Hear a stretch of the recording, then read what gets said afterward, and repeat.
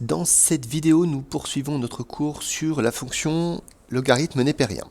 Donc, on va parler spécifiquement de la dérivée aujourd'hui. Donc, dans la propriété qui est énoncée ici, on nous annonce que la fonction ln a pour dérivée 1 sur x. Donc, c'est une dérivée simple, facile à retenir. Donc, il faut ajouter simplement au tableau de formules que vous avez déjà depuis la première. On va tout de suite remarquer que sur l'intervalle considéré, qui est l'ensemble des réels positifs, 1 sur x, notre dérivée, est positive, et si la dérivée est positive, on va pouvoir en déduire que la fonction est strictement croissante. On pose ça dans un coin, on reviendra sur le sens de variation de la fonction ln. Alors tout de suite, dès l'instant où on connaît la dérivée d'une fonction, comme on a appris un théorème sur la dérivée d'une composée, on peut tout de suite donner la dérivée de ln de u. Si on applique ce qu'on a appris, on va écrire que la dérivée de ln de u, ce sera 1 sur u, mais multiplié par u', la dérivée de la fonction u, ce qui nous donnera u' sur u comme dérivée pour ln de u. Encore une fois, c'est une formule qu'on peut rajouter à notre tableau de dérivées à connaître. Alors, tout de suite, ce qu'on va faire, c'est qu'on va quand même dériver la propriété qu'on vient d'énoncer, à savoir que la dérivée de ln, c'est 1 sur x.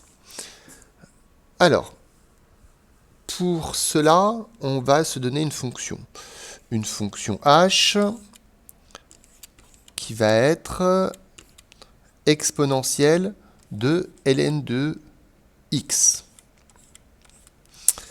Et cette fonction h, on va calculer sa dérivée. Alors cette fonction h, ce n'est pas choisie au hasard. En réalité, cette fonction h, on la connaît, puisque par définition de la fonction ln, exponentielle et ln sont réciproques l'une de l'autre. Ça veut dire que exponentielle de ln de x, c'est tout simplement x. La dérivée de h, c'est la dérivée de x, c'est-à-dire que c'est 1. Mais quand on écrit h sous la forme exponentielle de ln de x, on va pouvoir dériver h en utilisant cette forme. Alors si on fait ça, la dérivée de h, dérivée d'exponentielle u. Vous vous souvenez, ça nous donne u', donc dérivée de ln, qu'on ne connaît pas pour l'instant, dans le cadre de la démonstration, multiplié par exponentielle u, donc exponentielle ln de x. Et ça, on va essayer de le travailler, mais ça va être égal à la dérivée de x, c'est-à-dire ça va être égal à 1.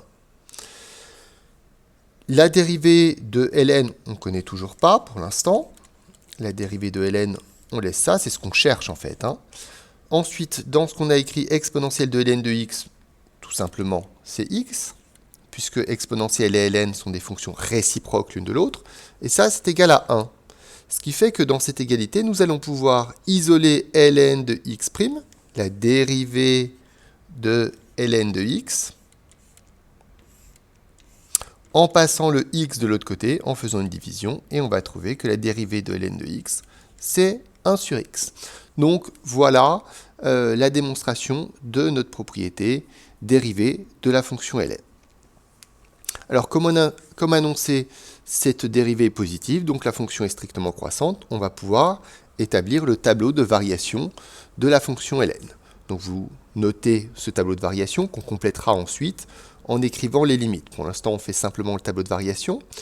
Et on va illustrer ce tableau de variation en faisant la représentation graphique.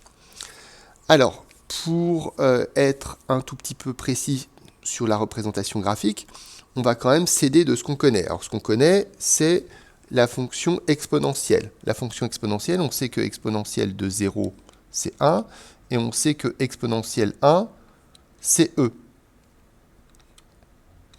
Ici. Et donc, on connaît la représentation graphique de la fonction exponentielle, donc comme ceci. La fonction ln, étant donné que ln est réciproque de la fonction exponentielle, la fonction ln va être représentée par une courbe qui est symétrique de celle qui est en bleu, symétrique par rapport à une droite, la droite d'équation y égale x, c'est-à-dire la première bisectrice du repère. Donc, utilisons cette droite d'équation y égale x, donc comme ceci.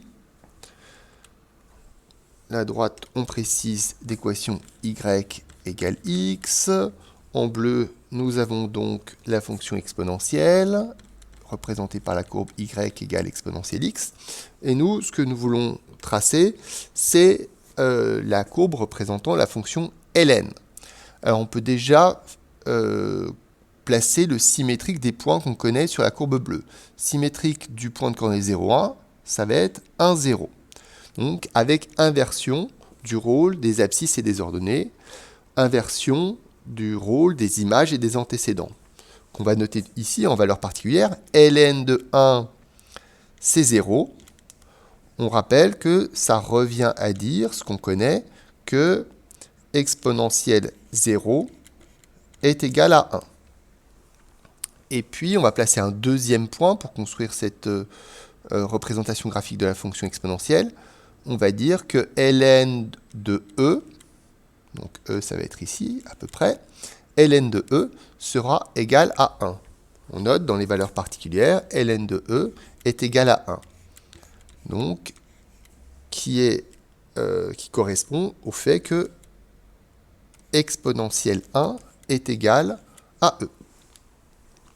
Maintenant, on va pouvoir tracer en prolongeant cette fonction. Donc là où la fonction exponentielle a une croissance extrêmement rapide, la fonction ln a une croissance lente.